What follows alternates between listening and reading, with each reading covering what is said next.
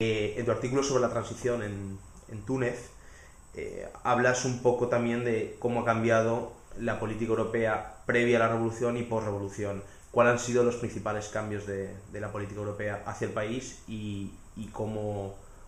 ha cambiado la manera de dirigirse hacia la región? El principal cambio es que hasta 2011 era imposible, o incluso podríamos hablar de contraproducente, intentar abordar con las autoridades tunecinas la cuestión de la democracia y los derechos humanos. Cuando en algunas ocasiones la delegación de la Comisión Europea en el país había intentado sacar el tema en sus relaciones con las autoridades tunecinas, eso había llevado al bloqueo en la cooperación en cualquier otro ámbito. Eso, añadido al hecho de la importancia que tenía Túnez como el resto de países del norte de África para la Unión Europea en cuestiones claves como la lucha antiterrorista o el control migratorio, hizo que la Unión Europea y los principales Estados miembros decidieran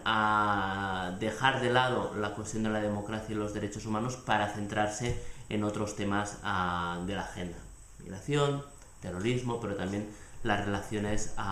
económicas e inversoras.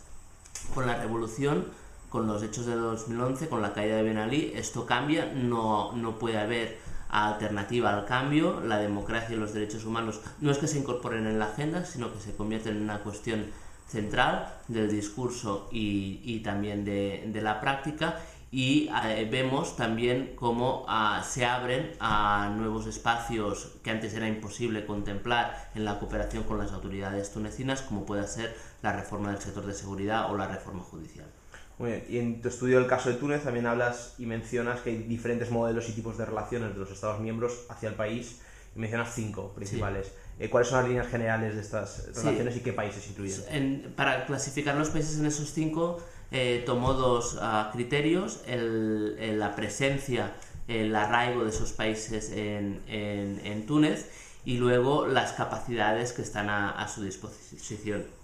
Francia es un caso aparte, tiene una relación especial por el hecho colonial, por la presencia de un número importantísimo de tunecinos en Francia, pero también por la orientación francófona y francófila de parte de la élite tunecina. Y yo diría que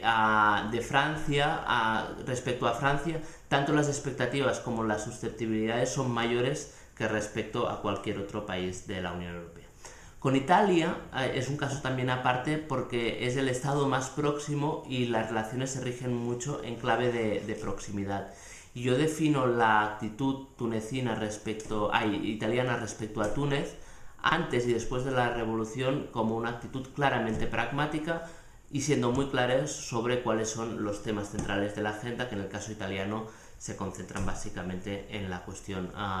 migratoria. Luego tenemos una serie de países que habían tenido presencia en Túnez ya bajo el régimen de Ben Ali, habían intentado hacer cosas también en temas de derechos sociales y un poco menos en temas de democracia, y que tienen los recursos para aumentar y multiplicar su presencia, ¿no? Y dentro de ese grupo el caso más clave es el de Alemania, ¿no? Que está teniendo una presencia muy fuerte en Túnez, no solo del gobierno, sino también de actores de la sociedad civil y la sociedad política alemana.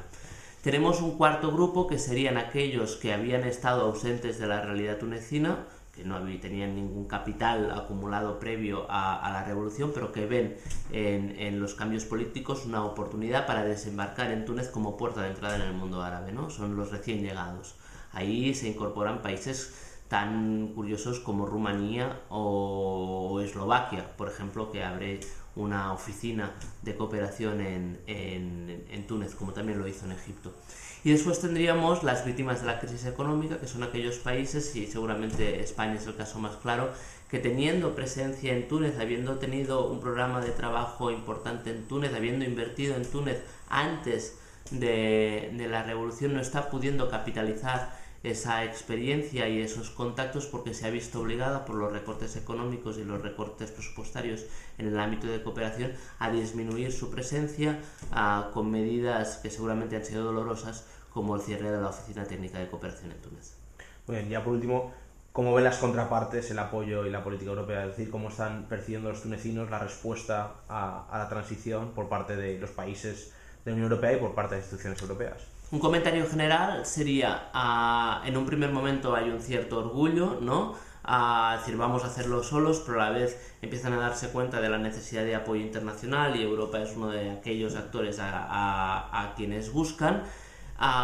Y entonces hay un primer momento en que hay grandes expectativas, ¿no? En que se cree que Túnez podrá beneficiarse de algo parecido a un plan Marshall, ¿no? Hay un cierto orgullo después de haber quedado totalmente olvidados de la actualidad internacional, ver cómo todo el mundo se fijaba en Túnez, y después de ese periodo una cierta euforia dentro de la sociedad política y la sociedad civil tunecina, hemos entrado en una fase de una cierta frustración y decepción y desengaño. Eso como comentario general. No obstante, hay matices muy importantes en la visión de la sociedad civil de lo que es la cooperación europea, y que depende básicamente de la afiliación política, de la cercanía o lejanía respecto a las actuales autoridades del gobierno de la Troika, a la Troika tunecina, no la Troika europea, y después también en función de cuán politizados habían estado cuán activos habían estado antes de la revolución. Para no entrar en detalles de todas las categorías que podríamos encontrar, vemos desde actores que están intentando aprovechar esa oportunidad para conseguir consolidar unas organizaciones no gubernamentales muy incipientes, nuevas, que aparecen en el contexto revolucionario y que buscan cualquier oportunidad para cooperar no solo con los europeos sino con otros actores internacionales. Y después vemos otros actores que tenían un largo recorrido, que están en un proceso de un cierto desengaño también, porque creen que Europa les ha podido abandonar para intentar apoyar nuevos actores políticos emergentes vinculados a los islamistas, pero también nuevas organizaciones de la sociedad civil, y hay una cierta decepción en estos sectores que seguramente esperaban más por parte europea. Los tunecinos comprenden bien también las diferencias entre lo que es la acción gubernamental y la acción que desarrollan las distintas oficinas de cooperación internacional, y son bien conscientes también de los matices y prioridades distintas que algunos Estados miembros, con lo cual yo diría, es cierto que estamos en una fase de una cierta frustración respecto a lo que fueron unas expectativas muy altas, quizás exageradas, sobre cuál podía ser el compromiso de la Unión Europea de apoyo específicamente económico al proceso, pero esa visión general tiene muchos matices en función de quién sea nuestro interlocutor cuando hablamos de sociedad civil o incluso de sociedad política en Túnez.